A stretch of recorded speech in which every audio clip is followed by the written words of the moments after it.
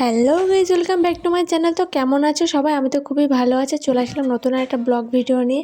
আমার ভিডিও রোজ দিন এই ছাদের থেকেই শুরু হয়, তাই না? বেশিরভাগ ভিডিও তো তাই সকালের থেকে শুরু করি, তো ওই জন্য বেশিরভাগ ভিডিও আমার ছাদের থেকেই শুরু হয়। আর সকালবেলা ঘুম থেকে উঠে যেই কাজটা সর্বপ্রথম করতে হয় সেটা হচ্ছে আমার মেয়ের জামা কাপড় ধোয়াধুয়ি।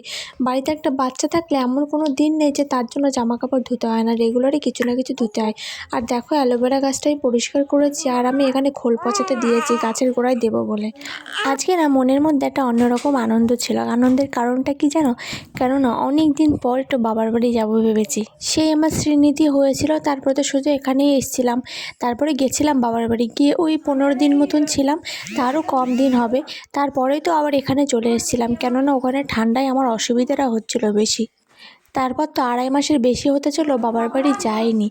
যেখানে আমি 1 মাস হলেই বাবার বাড়িতে ঘুরতে যাই, সেখানে 2.5 মাসের বেশি হয়ে গেছে আমি বাবার বাড়িতে যাইনি। তার জন্য তো মনটা ভালো লাগছে না, তাই ভাবলাম একটু ঘুরে আসি।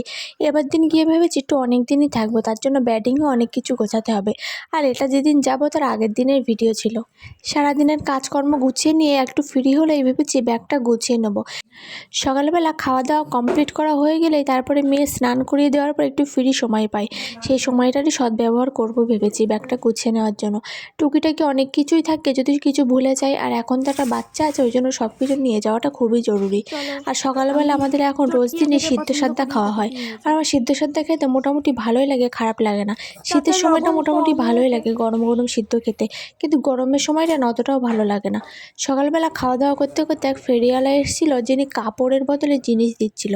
আমাদের দিকে এমন ফেরিওয়ালা অনেক আসে। তোমাদের দিকে কি আসে এমন ধরনের ফেরিওয়ালা যারা কাপড়ের বদলে জিনিস দেয়? আমরা কাপড়ের বদলে থালা বাসন রাখার জন্য বড় একটা খাঁচা মতন কিনেছিলাম, যাতে থালা বাসন রাখতে সুবিধা হয়। এই যে এমন ধরনের, এগুলো ভালো ছিল, বেশ জাবদা ছিল। 4টে কাপড়ের বদলে দিয়েছিল, পয়সা কিছুই দিতে হয়নি। গ্রামের দিকে আমার ফেরিওয়ালা আসলে তাদের কাছে জিনিস নিতে আমার ভীষণই ভালো লাগে। কম দাম হোক আর বেশি দাম হোক, জিনিসগুলো দেখতে আরও বেশি ভালো লাগে। নিই বা না নিই, সেখানে গিয়ে ভিড় জমিয়ে কী কী জিনিস বিক্রি হচ্ছে সেগুলো দেখতে আরও ভালো লাগে। নেওয়ার পরে একটু ভালো করে দেখে নিলাম জিনিসটা কেমন, বেশ ভালোই ছিল। তারপরে এই যে আমি সকালবেলা খাওয়া দাওয়া সেরে নিয়ে তারপরে ব্যাগ গোছাতে লেগে গেছি। আমার মেয়ে ওখানে বসে আছে, শুয়ে আছে, ও তো এখনও বসতে পারে না। তারপরে আমি টুকিটাকি সব জিনিস গুছিয়ে নিয়েছিলাম, পরে তোমাদের দেখাবো যে আমার কটা ব্যাডিং হয়েছে। সেটা হয়তো এই ভিডিওতে দেখাতে পারবো না, পরের ভিডিওতে তোমাদের অবশ্যই দেখাবো যে আমি কটা ব্যাগ বানিয়েছি বাবার বাড়িতে যাওয়ার জন্য। আর রাত্রে আমাদের শুধু মাছের ঝোল হয়েছিল, মাছের ঝোলটা আমিই করছিলাম, আর আমার মেয়েকে শাশুড়ি মা নিয়ে বসেছিল। রাত্রেবেলা আর বেশি কিছু করলাম না, শুধুমাত্র মাছের ঝোলে খাওয়া হয়ে যাবে। রাত্রে খাওয়া তো অল্প স্বল্প করলেই হয়। আর আমাদের বাড়িতে ভাত খাওয়ার লোকজন খুবই কম, আমি শ্বশুরমশাই আর দিদিমা শাশুড়ি এখন এসছে বলে আমাদের বাড়িতে তাই থাকছে। না হলে রাত্রেবেলা ভাত খাওয়ার লোক শুধুমাত্র আমি আর আমার শ্বশুরমশাই। আর আমার শাশুড়ি আর ননদ ওরা রাত্রে ভাত খায় না, ওরা রুটি খায়। তার জন্য তো বেশি আর কিছু করলাম না, মাছের ঝোল হলে আমাদের রাত্রে খাওয়াটা কমপ্লিট হয়ে যাবে। মশলাপাতি বা সর্ষে বাটা দিয়ে যেমন মাছের ঝোল ভালো লাগে, আমার কিন্তু একদম প্লেন শুধুমাত্র কাঁচা লঙ্কা চিড়ে দিয়ে সেই মাছের ঝোলটা আরও বেশি ভালো লাগে। জানি না কার কেমন খেতে ভালো লাগে, আমার এই মাছের ঝোলটা ভালো লাগে।